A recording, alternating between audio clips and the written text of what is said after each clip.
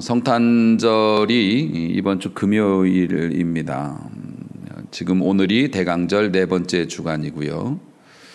세상에는 질병의 소문과 여러 가지 어려운 환경 때문에 정말 잊혀진 성탄절이 됐고, 아마 저도 처음이고 여러분들도 다 처음이시겠지만 성탄절 예배를 이제 집에서 드려야 되는 그런 상황까지도, 이제 송구영신 예배도 마찬가지일 것이고요.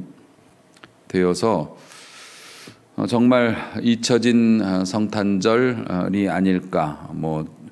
우리가 준비 행사도 못하고 아무것도 할 수 없는 그런 상황입니다. 그런데 묘하게도 떠들썩한 성탄절보다 사실 영적으로 깊이는 더 있는 것 같아요. 실제로 예수님께서 이 땅에 오셨던 그 때에도 다 예수님은 메시아는 잊혀진 존재였고 또 잊혀질 만한 아기의 모습으로 이 땅에 오셨으니까요. 사람들이 기억을 해주지 않거나 그를 영접하거나 기념하지 않는다고 해서 메시아의 능력이, 아기 예수님의 능력이 사라지는 것은 아니죠. 오히려 짙은 밤일수록 별빛이 아름답게 빛나는 것처럼 이렇게 여러 가지 어려운 상황에서 우리가 성탄을 맞이하지만 주님의 은혜는 더 깊어서 우리 사랑하는 성도님들을 구원해 주실 뿐만 아니라 도와주시고 위로하시고 힘주시는데 부족함이 없을 줄로 믿습니다. 그 주님을 꼭 만나는 귀한 성탄이 되시길 축복합니다. 다윗이 사울의 칼을 피해서 블레셋 땅으로 도망을 갔죠. 그래서 그 블레셋에서 목숨을 간신히 부지하고 블레셋의 영향력 아래에 있는 시글락이라고 하는 동네를 이제 거처로 삼아서 거기에서 부하들과 함께 지내기 시작합니다. 그렇게 지낸 지 1년 4개월이 됐어요. 1년 4개월 동안 그 시글락이라고 하는 그 동네에서 자리 잡고 살았다는 얘기죠. 결국 일이 터지고 말았어요. 그곳에서 이제 불안한 삶을 이어가고 있는데 일이 터졌어요. 뭐냐면은 이 블레셋과 이스라엘 사이에 전쟁이 다시 벌어진 겁니다. 제일 피하고 싶은 상황이죠. 그동안 블레셋의 도움으로 목숨을 연명하고 새빵살이 하고 있었잖아요, 다윗은. 그런데 엄연히 다윗은 이스라엘 사람이고 심지어는 차기 대권 후보지 않습니까? 유력한 대권 후보죠. 그런데 블레셋과 이스라엘 사이에서 전쟁이 일어나면 다윗이 도대체 어떻게 처신을 해야 할까? 생각만 해도 머리 아프지 않습니까? 그런 일이 일어나고 말았다는 겁니다. 우리가 인생을 살면서 이런 고민에 빠질 때가 많이 있습니다. 세상 평소처럼 세상 친구들과 어울리고 그들과 엮여서 이런저런 일들 하면서 얻어먹기도 하고 신세도 많이 지고 그랬는데 문제가 이제 발생한 거죠. 누가 봐도 신앙적이지 않고 내 마음에도 굉장히 꺼리껴지는 일들을 이제 자꾸 진행을 하고 함께 하자고 이렇게 나를 부르는데, 사실 내 신앙과 내 양심에 따르면 그렇게 하면 안 된다는 걸 분명히 알고 있는데 그동안에 내가 해왔던 행적 때문에 이거 같이 해야 되나 말아야 되나 이런 고민에 빠지는 경우가 그리스도인들에게도 많이 있다는 거예요. 나는 어떻게 해야 될까? 근데 그동안의 일들이 내 발목 잡잖아요. 사람들이 그럴 거 아닙니까? 너 전에는 같이 잘 놀고 같이 몰려다니더니 좀 어려운 일 하니까 너 혼자 예수 믿는다고 쏙 빠지려고 그러냐? 이런 얘기를 이제 듣게 생겼다는 거죠. 원수의 떡이 어쩌다 보니까 내 입속까지 들어오는 거예요. 이걸 삼켜야 되나 뱉어야 되나.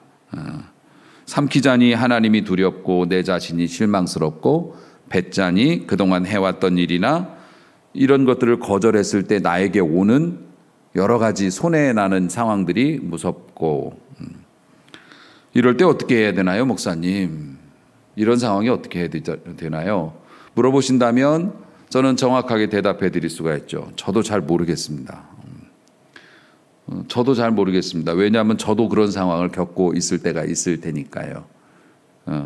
잘 모르겠어요. 그런데 여러분, 이 다윗의 삶을 우리가 따라가면서 계속 엿보고 있지요. 이 다윗의 삶을 보면은 우리 스스로 답을 찾을 수 있을 거라고 저는 믿어요. 그래서 저도 답을 찾고 여러분들도 오늘 말씀 속에서 답을 찾을 수 있기를 원하는데, 이제 이런 거를 외통수라고 하죠. 외통수. 원래 이제 장기에서 나온 말인데, 외통수가 상대방의 왕을 피할 수 없도록 꼼짝 못하게, 그러니까 움직이면 죽는 거죠. 그래서 외통수를 내가 두면 이기는 거고, 내가 이기는 거고, 외통수를 저쪽이 두면 내가 이제 지는 그런 상황인데, 다윗이 이제 외통수에 걸린 겁니다. 어떤 선택을 해도 이게 문제가 발생하니까요. 그런데 여기서 다윗이 어떤 선택을 하냐면, 잘 들어보세요, 여러분. 우리들의 문제이기도 하니까. 야, 이거 내 조국과 전쟁을 하다니, 심지어는 내가 다스릴 백성들인데 거기다가 칼질을 해야 되는 거예요. 안 그러면은 나 못 나가겠다 그러면 너 그럴 줄 알았어. 블레셋에서 이제 이런 얘기 해갖고 자기 목숨이 위태로울 테고. 이럴 때 다윗이 어떤 선택을 했냐면, 꼭 다윗을 따라할 필요는 없어요. 전쟁하겠다고 했어요. 전쟁에 내보내달라고, 아기스 왕한테 내보내달라고, 나가 싸우겠다고, 내 부하들하고 싸우겠다고 요청을 합니다. 그런데 이제 우리가 알지만 실제로 다윗은 전쟁할 뜻은 없었지만 상황이 이러니까 도박을 한 거예요. 도박을. 그런데 이제 결국에는 이 도박은 다윗의 뜻대로 성공을 거두죠. 아기스 왕은 그렇지, 네가 그럴 줄 알았어. 이스라엘을 완전히 배신한 거 맞고 내 편 된 거 맞고만, 그래 전쟁 나가자 그랬는데, 신하들이 저놈이 어떤 놈인 줄 알고 전쟁터에 내보냅니까? 뒤통수라도 맞으면 어쩌시게요? 제가 누구인지 잊으셨나요? 골리앗을 죽인 녀석이고 지금도 이스라엘 나라의 많은 백성들이 저 사람이 왕이 될 거라고 생각하고 있다고요. 저런 사람을 전쟁터에 같이 나간다는 건 저는 싫습니다. 이래가지고 다윗아, 나는 너랑 전쟁 나가고 싶은데 너의 충성심을 나는 믿는데 우리 신하들이 못 나가게 해. 그래서 요번엔 좀 빠져주면 안 되겠냐? 다윗은 저 정말 나가고 싶었습니다, 임금님, 이러면서 회심의 미소를 지으면서 빠져나왔지만 진짜 위험한 도박을 한 거죠. 얼마나 무모하고 부끄럽고 공포스러운 경험이었을까. 만약에 신하들이 잘 됐네요, 같이 나갑시다, 만약 이랬으면 어떡할 뻔했습니까? 정말 식겁했을 거예요. 그 식겁이라는 말이 의미가 뭐냐면은 음식을 먹다 할 때 식자하고요, 겁난다 할 때 겁자를 써요. 그래서 겁을 먹었다는 뜻이 식겁이에요. 한자어예요. 사투리가 이제 경상도 사람들이 센 사투리를 씁니다만은 어쨌든 겁을 집어 먹을 상황이었죠. 정말로 겁을 식사하신 겁니다. 그런 상황이었던 거죠. 아슬아슬했습니다. 그런데 이 동족에게 칼을 겨누는 이제 그런 거는 피할 수 있었는데, 더 큰 고난이 닥쳐왔어요. 이제 파도처럼 하나 넘어갔더니 정신없이 또 다음 게 왔는데, 그게 뭐냐면 오늘 이제 본문의 얘기예요. 전쟁이 터졌다 그러니까 자기 이제 싸울 수 있는 군사들을 이끌고 일단 출정식에 나갔다가 돌아온 거거든요. 그래서 시글락이라고 하는 동네에서 살다가 출정식에 나갔다가 다시 퇴짜 맞고 이끌고 돌아온 지가 3일 걸린 거예요. 그래서 오늘 본문에 보면은 다윗과 그의 사람들이 사흘 만에 시글락에 이르렀다, 이렇게 된 겁니다.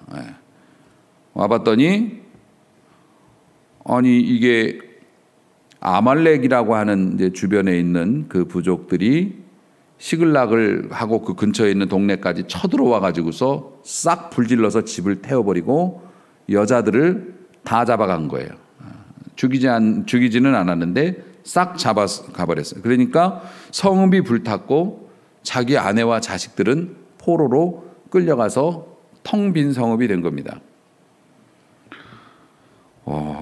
사실 이 아말렉이라고 하는 이 족속을 다윗과 부하들이 가서 많이 죽였어요. 왜냐하면은 우리가 지난주에 나발의 이야기를 들으면서 다윗의 수입원 중에 하나가 양치는 사람들이나 또 주변 약한 사람들을 보호해주고 보호비를 받았다고 하지만 그거는 1년에 2번밖에 못 받아요. 그리고 계속 그 경제적인 이런 게 힘들었기 때문에 결국에는 이 다윗이 군대를 이끌고 아말렉 족속들을 이렇게 들어가서 막 뺏어오고 그런 거예요. 강도질을 한 거예요, 사실은. 그러니까 아말렉도 와가지고 시글락을 불태우고 싹 잡아가 버렸어요. 복수당한 거죠.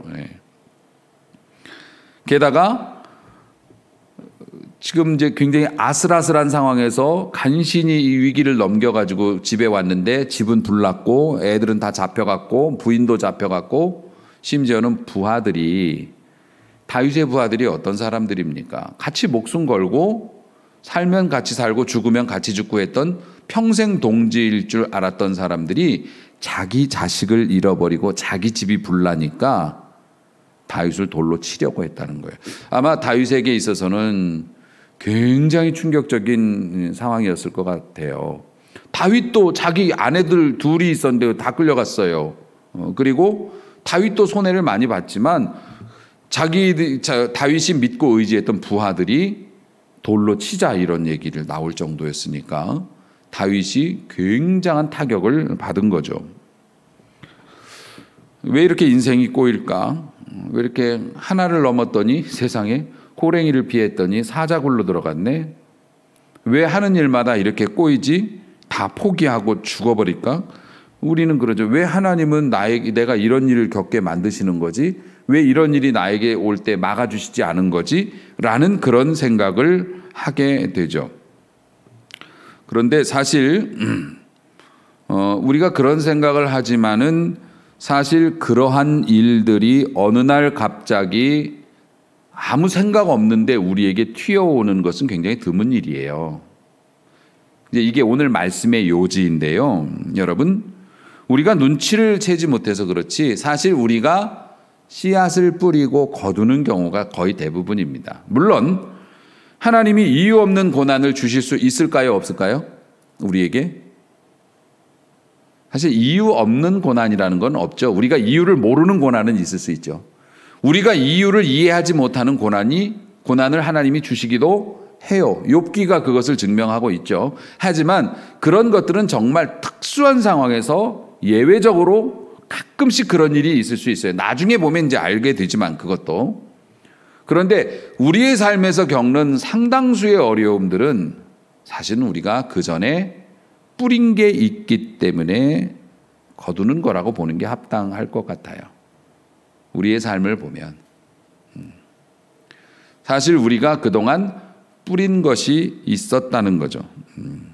절대 우리가 우연히 구렁텅이로 굴러떨어지는 법이 있는 게 아니라는 겁니다. 그래서 우리가 믿음 생활 잘해야 돼요. 믿음 생활, 또 특별히 교회를 다니면서 하는 신앙 생활의 핵심은 뭐냐면 잘 뿌리는 거예요. 교회에서 사랑의 쌀 모으자고 하는 것도 여러분, 교회를 안 다녔으면 여러분이 하지 않아도 될 일이에요. 교회에 다니면서 헌금 생활하시는 거, 봉사하시는 거, 전도하라고 또 하나님의 말씀을 이렇게 자꾸 여러분들을 움직이려고 하죠. 교회에서 간섭하고 권유하고 뭘 하자고 하고 뭐 이런 거 해보자 그러고 이게 뭡니까? 다 뿌릴 기회를 여러분들에게 드리는 거고요. 그러니까 여러분들에게 그러한 것들을 하게 함으로 말미암아 가령 우리가 직장 생활을 하던 사람이 집에서 직장을 안 다니고 쉬게 된다면 단순히 우리가 월급을 벌지 못하는 것보다 또 다른 그 손해를 보는 게 있어요. 쓰거든요. 회사에 나가면 안 쓸 것도 집에 있으면 쓴다고요. 우리가 신앙생활, 교회를 중심으로 한 신앙생활을 소홀히 하거나 안 해버리면은 사실 우리가 선한 것을 뿌릴 수 있는 기회를 덜 받고, 그러니까 그런 기회가 많지 않을 뿐만 아니라 더 나아가서 나쁜 것을 심을 수 있는 기회가 더 생긴다는 말입니다. 그래서 우리가 깨어 정신 차리고 신앙생활을 교회 중심으로 열심히 해야 되는 거예요. 어쨌든 그런 상황입니다만 다윗도 마찬가지고 우리도 마찬가지고 삶에 어려움이 생길 때 그래서 우리가 무엇을 심고 무엇을 거두는지에 대해서 한번 고민해 볼 필요가 있다는 겁니다. 자, 그러면 다윗이 지난날 뭘 심었기에 이런 어려움 속에 빠졌나 살펴보면 되겠죠. 다윗이 뭘 심었길래. 자, 이 문제는 그 27장, 지금 오늘 우리는 30장을 보고 있는데요. 27장에서 발견할 수가 있어요. 27장이라고 한다면 사울을 피해서 다윗이 블레셋 땅으로 도망가는 장면이 시작이 되는 게 27장이에요. 우리는 지금 30장을 보고 있고 27장 1절에 뭐라고 얘기하냐면 다윗이 그 마음에 생각하기를 이렇게 되어 있습니다. 그리고 내가 후일에는 사울의 손에 붙잡히리니 블레셋 사람들의 땅에 들어가 피하여 들어가는 것이 좋으리로다. 이런 식의 얘기를 해요. 여기에서 첫 번째 문제가 있고 다윗이 여기에서 불행의 씨앗을 심은 거예요. 일단 블레셋 땅으로 들어간 것 자체가 잘못된 길이었죠.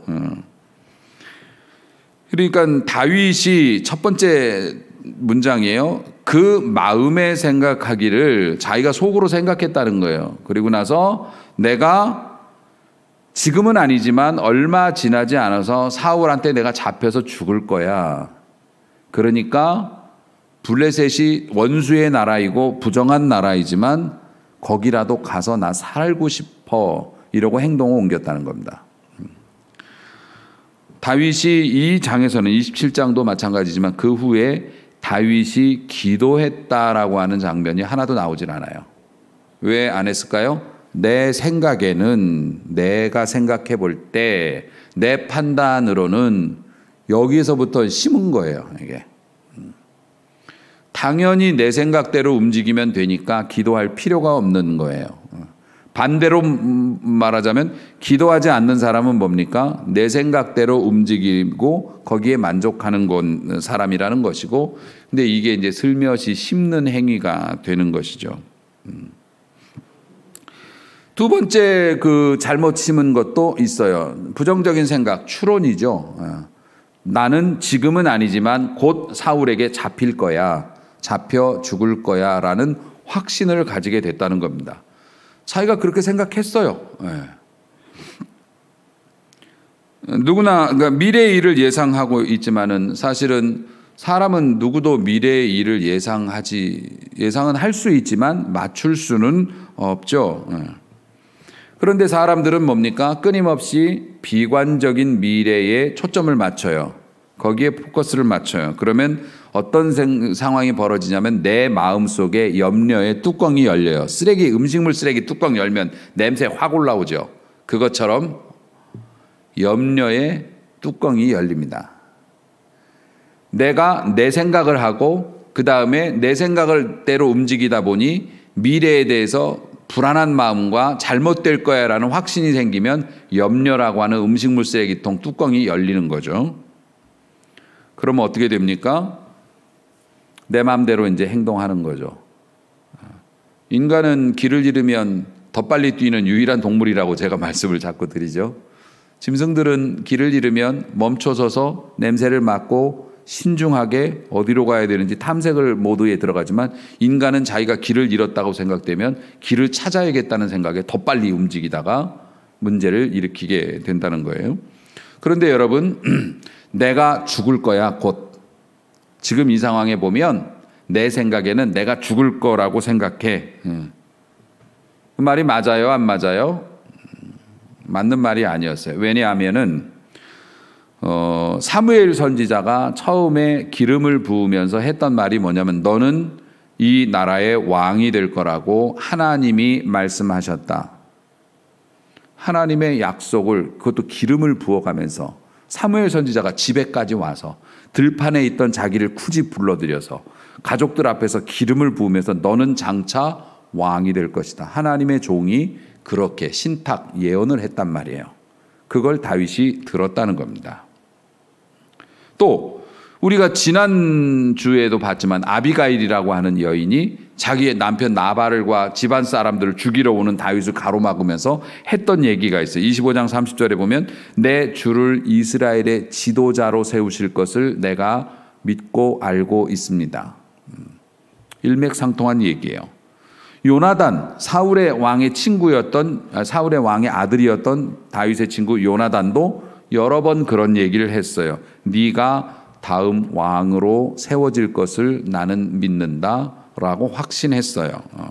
심지어는 자기를 잡아 죽이려고 하는 자기의 원수 사울 임금조차도 굴에서 옷자락만 베고 나중에 그 문제 가지고서 들판에서 얘기할 때 보라 나는 네가 반드시 왕이 될 것을 알고 이스라엘 나라가 네 손에 견고히 설 것을 내가 아노라. 하나님께서 그들의 마음에 감동을 주셔서 고백하게 하셨어요. 다윗을 뺀 주변의 많은 사람들이 당신은 왕이 될 겁니다. 여기서 죽을 사람이 아니고 결국에 왕이 될 것입니다라고 수차례 예언을 했고 그 말을 전했음에도 불구하고 다윗은 다 털어버리고 자기 머릿속에 떠오른 그리고 지금 형편이 궁핍하니까 드는 그런 생각 죽을 거야 라고 하면서 들어가지 말아야 할 곳으로 들어갔다는 겁니다. 상황이 힘들어지니까 하나님의 모든 약속을 무시했어요. 왜 우리는 비관적이 되나요? 왜 우리는 잘못된 선택을 할까요? 왜 우리는 잘못된 것을 심을까요? 우리의 눈을 들어 하나님을 바라보기보단 힘드니까 자기 자신을 바라보고 예측을 하고 그 예측에 순응하기 때문에 잘못된 삶을 살게 된다는 것이죠. 자, 이렇게 되면은 하나님의 약속을 다 무시하고 현재 상황이 너무 위험해 보이니까 현재 상황에서 피하는 것으로 지금 이 상황을 모면하기로 뭔 방법을 쓰든 하나님이 기뻐하시든 안 좋아하시든 이것을 모면하는 방향으로 내가 가야겠어라고 생각이 들어지면 그 다음에 나오는 필연적인 게 뭐냐면 합리화입니다. 나만 그래? 나만 그러냐고. 다 그래. 이 상황이 되면 나처럼 안 할 사람이 없을 거야 부터 시작을 해요. 합리화가 시작이 되어집니다. 그리고 하나님의 뜻을 떠나는 것을 부끄러워하기보다는 정당화하기 시작해요. 연약함은 죄가 아니에요. 하지만 그것을 정당화하기 시작하면 죄가 시작이 됩니다. 죄의 삭은 사망이에요. 모든 것이 죽습니다. 지금 이 다윗은 내적으로는 그런 상황에서도 하나님 믿냐? 그럼 믿는다 그런다고. 우리 성도들도 그렇잖아요. 막 되게 불편한 삶을 살고 신앙적이지 않은 그런 막 삶을 사는 사람들한테도 가서 하나님 믿어요? 그러면 믿는다고 그래요. 다윗은 내적으로는 하나님을 믿지만 외적으로는 그 삶의 방식이 불신자하고 다를 게 없어요. 그런 유형의 삶을 선택하는 걸 심었다는 거죠. 근데 여러분, 내가 믿음의 길에서 떠나서 혹은 정직의 길에서 떠나서 어떤 그런 길에서 떠나서 잘못된 것을 움켜잡았어요. 그게 궁핍한 상황 때문이라든지 아니면 내가 너무 억울해서라든지 어떤 그런 것 때문에 어쨌든 옳지 않은 걸 내가 선택을 했어요. 그리고 나서 그 문제로 인해서 이제 부스럼이 생길 거 아닙니까? 문제가 생기면 사람들은 이렇게 말해요. 내가 선택한 거니까 내가 대가를 치르겠다고. 내가 응분의 대가를 내가 책임진다고. 뭘 내가 책임져요? 세상에 여러분은 혼자 살 수 있는 존재가 아니에요. 우리 장로님들이 만약에 사업적인 어떤 문제나 세상 사회적인 어떤 거에서 무리를 일으키거나 문제를 일으켜낸다면 내가 다 책임진다 그러면 내가 책임지는 게 아니에요. 가족들도 같이 당하는 거예요. 우리 교회도 같이 이것들을 이 불행의 늪으로 같이 빠져들 염려와 걱정과 슬픔 속으로 같이 빠져드는 거예요. 세상에서 나 혼자 책임질 수 있는 일은 없어요. 내가 잘못되면 주변의 사람들이 함께 고통을 당한다는 거예요. 그래서 우리가 더 신중해야 된다는 거죠. 실제로 그런 일이 일어났어요. 아무 죄가 없음에도 불구하고 사랑하는 사람들이 내 죄악된 선택 때문에 함께 더럽혀지는 거예요. 다윗을 따라왔던 600명의 사람들이 단순히 돈을 갚기 싫어서 다윗한테 온 게 아니에요. 사울의 폭정에 그 피해서 온 사람들이긴 하지만 이 사람들은 나름 원대한 뜻이 있었다고요. 새로운 나라를 건설하고 하나님이 함께 하시는 저 사람 다윗과 내가 함께 하리라. 어려워도 목숨을 잃는 한이 있어도 이 사람들도 소신과 믿음을 가지고 온 사람들이에요. 하나님이 함께하는 사람이라고 하는 믿음이 없었다면 이 사람들은 거기 안 옵니다. 다른 데 가서 살지 뭐하러 그렇게 쫓기면서. 그런데 어떻게 해요? 다윗이 형편 어렵다고 잘못된 선택을 한번 하고 그 선택 때문에 어쩔 수 없이 그 다음 선택을 하고 하다 보니 다윗하고 몰려다니면서 하나님의 군대였던 사람들이 강도질을 하고 다녔다고요. 가만히 있는 아말렉에 쳐들어가 가지고 동네 사람들 죽이고 물건 다 뺏어가지고 오고, 그렇게 물건을 바리바리 뺏어가지고 오니까 그 블레셋의 왕 아기스가 하루는 물어봤어요. 다윗 어디 가서 싸움 좀 했나 봐? 저런 물건들을 다 뺏어왔네? 어디서 뺏어왔어? 그랬더니 다윗이 뭐라 그랬냐면, 저기 유다 지방, 그러니까 이스라엘, 자기네 나라 이스라엘 접경 지역에 가서 그 동네를 쳐서 뺏어왔습니다라고 거짓말했어요. 왜냐하면 아말렉 사람들 그거 뺏어왔어요. 그러면 너 도둑이냐? 그리고 이 뺏으려면은, 야, 네가 지금 그 뺏기가 좋은 가까운 데에 있는 이스라엘 동네를 뺏어야지, 이러면서 이제 문제가 될 거를 미리 예상하고 거짓말했다고요, 다윗이. 그러니까 상황이 거짓말을 만들어낼 수밖에 없는 거죠. 자기가 잘못된 선택을 함으로 부하들이 더럽혀졌어요. 결국 부하들이 강도짓하고 뭐 이러고 살다가 자기네 그 친척하고 싸워야 되잖아요. 전쟁 나서. 그거 한번 싸울 뻔 하다가 다윗한테 실망하고 다시 돌아왔는데 집 다 불타 없어지니까 부하들이 다윗에 대한 그 신실한 마음을 잃어버릴 수밖에 없는 거죠. 돌로 치려고 했던 이유가 그날 그 한 번의 사건 때문이 아니라 부하들이 같이 노략질 하면서도 우리가 이러려고 이분 따라온 게 아닌데 실망했고, 전쟁에 투입될 뻔 했다가 만약에 저기서 오케이 사인 나면 나 지금 내 동생하고 싸워야 되는 거야? 이런 고민을 했고 실망했고, 그러니까 시글락이 불타고 자녀들이 없어졌을 때 다윗을 죽이려고 했던 거죠. 이게 뭡니까? 다윗이 계속 잘못된 것들을 서서히 심었어요. 이것을 한마디로 말해서 호세아서에도 나옵니다마는 바람을 심고 광풍을 거두었다.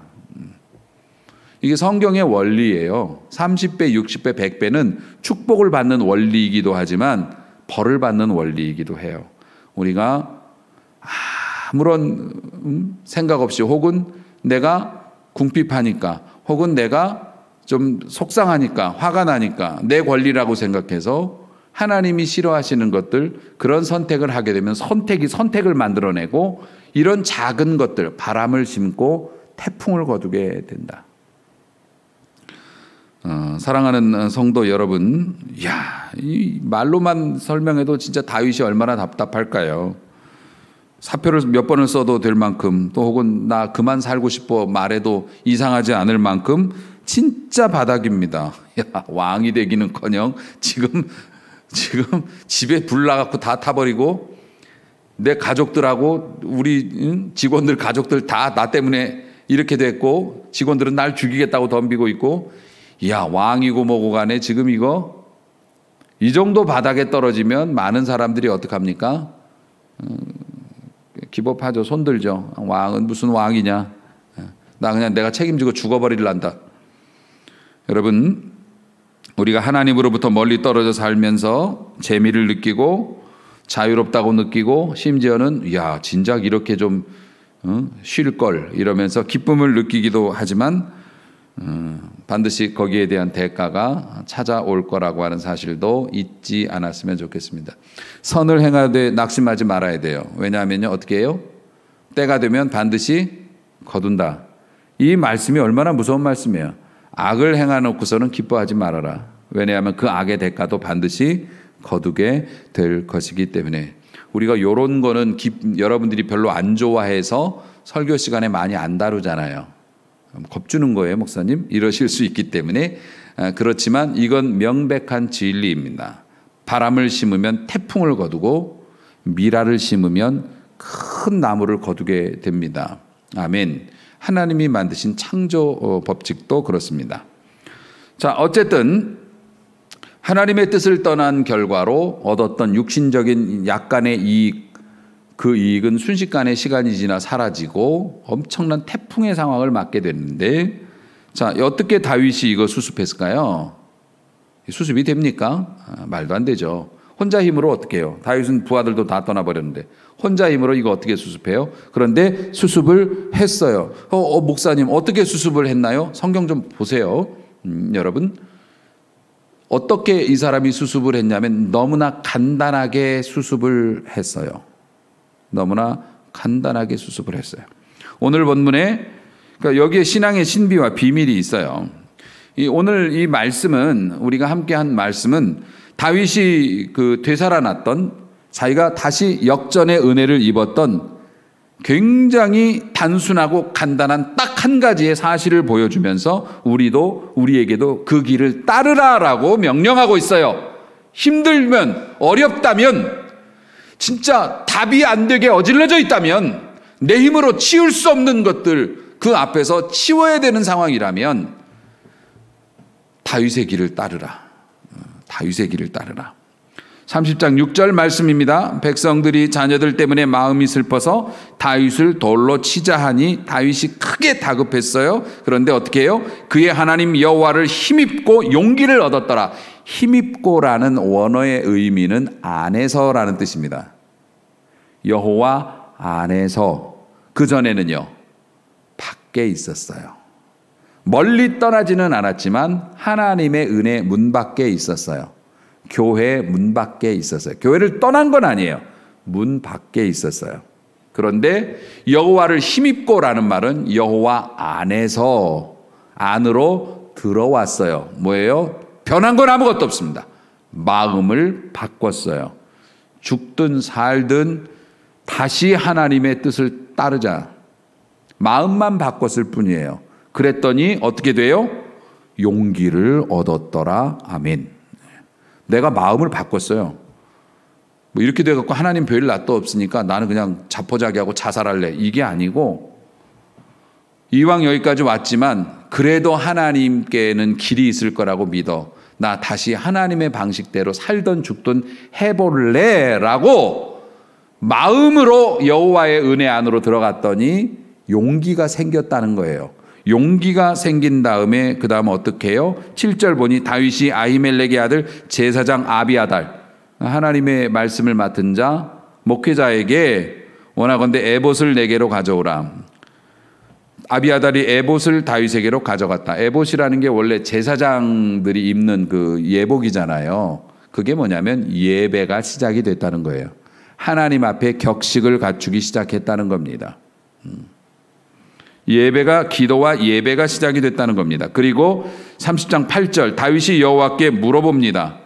이제 내 생각에는 에서 벗어나서 여호와께 묻자와 이르되. 여러분들도 여호와께 묻자와 이르되가 있으시길 주의 이름으로 축원합니다. 어렵고 힘든 상황, 그 상황들이 계속 꼬리를 물고 나로 하여금 비신앙적인 일이나 비윤리적인 일들 속으로 나를 끌어들일 때, 그래서 그 일 때문에 일어난 결과로 내 삶이 너무 많이 망가져서 어디서부터 손을 대야 될지도 모르겠고 실제적인 피해도 입었지만 그래도 살기 원한다면 하나님이 내게 원래 복의 너는 근원이 될 거라고, 너는 왕 같은 제사장이 될 거라고 하신 그 약속대로 살기를 원한다면 다시 한번 여러분들이 마음을 바꾸어서 여호와 안으로 들어오시기를 주의 이름으로 축원하고, 그렇게 들어온 자면은 마음만 먹어도 용기가 생기고, 용기가 생기면 예배당을 찾거나 하나님의 말씀을 펼 수 있는 사람이 되고, 그 말씀을 펴면 그 다음 여호와께 묻자와 이르되 하나님 앞에 기도해 볼 수 있고, 그러면서 뭐라고 기도하냐면, 제가 지금 이 부하들하고 저놈들 추격을 하면 따라잡을 수 있을까요? 되찾을 수 있을까요? 하나님이 그에게 즉시 말씀해 주십니다. 쫓아가라. 반드시 따라잡고 도로 찾으리라. 사랑하는 성도 여러분, 속보이면 어때? 내가 하나님을 무슨 낯짝으로 보냐고. 하나님 앞에 그런 게 어디 있어요? 늦은 때도 없어요. 다시 에봇을 붙잡기를 주의 이름으로 축원합니다. 예배를 붙잡고 기도의 자리를 펴고 말씀을 펴보십시오. 항상 어떤 상황, 어떤 위치에서도 길을 발견하게 될 줄로 믿습니다. 구덩이는 바닥이 안 보일 정도로 깊어 보일지 모르지만, 하지만 위로부터 오는 소망이 있습니다. 위를 보고 위로 올라가야 합니다. 돕는 자가 거기에 계십니다. 하나님께서 문 앞에 나와서 기다리고 계시죠. 용서할 준비를 하고 계시고 회복시켜 주실 마음을 가지고 우리를 기다리십니다. 그러므로 정말 이 힘든 상황 속에서 이러한 질병조차도 이 인류가 심었던 것을 거두는 거죠. 자연을 파괴하고 과학을 남용해서 정말 오만 가지 못된 짓을 하고 자신의 이익을 위해서 그렇게 자연의 생태계를 교란시키고 쪽쪽 빨아먹었던 것에 대해서 대가를 치르는 것입니다. 그리고 그 대가는 아직도 끝나지 않았고 어떻게 될지도 모르고 더 참혹할 수도 있겠죠. 그리고 그러한 것들로 인해서 우리 같은 서민들이 겪는 이 경제적이나 또 여러 가지 이런 여파들 정말 우리가 감당하기 힘든 것일 수도 있습니다. 그러나 사랑하는 성도 여러분, 항상 우리는 그러한 상황에 쫓겨서 세상을 향해서 더 빠른 방법으로, 더 나쁜 방법으로, 아니면 더 하나님과 상관없는 방법으로 살아가기 그만 멈추고 다시 하나님을 바라보고 여호와 안에서 힘을 얻는 지혜가 있어야 한다는 것이고, 그것을 집안에서 어쩔 수 없이 예배를 드릴 수밖에 없는 이런 상황 속에서도 예배의 자리에 나오고 싶어서 지금 다 모니터를 바라보고 계시는 우리 성도님들에게 주시는 하나님의 선물이라고 하는 것입니다. 사실 이러한 것들이 가능하게 된 거는 예수님 때문이죠. 예수님께서 하나님과 원수되었던 우리를 이 땅에 오셔서 대속의 죽음을 죽으심으로 말미암아 화해의 길을 열어주시고, 전에는 아무리 하나님의 이름을 불러도 누구신데 그러셔? 하나님이 우리를 무시할 수밖에 없었는데 이제는 예수의 이름을 가지고 있는 우리를 자녀라 불러주시고 사랑해 주시고 보호해 주시는, 그러니까 이 대강절이 그래서 감사한 거 아닙니까? 사랑하는 성도 여러분, 우리는 예수의 이름을 부르고 하나님의 이름을 부를 자격이 있으니까 위를 바라볼 자격이 있다고요. 하나님 원하면 은혜 안으로 들어올 수 있다고요. 그러므로 용기를 낼 수 있기를 소망을 합니다. 다시 하늘을 바라보는 성탄, 구원의 즐거움과 잃어버린 축복을 다시 회복하는 그런 아름다운 절기가 될 수 있기를 주님의 이름으로 축원합니다. 기도하시겠습니다.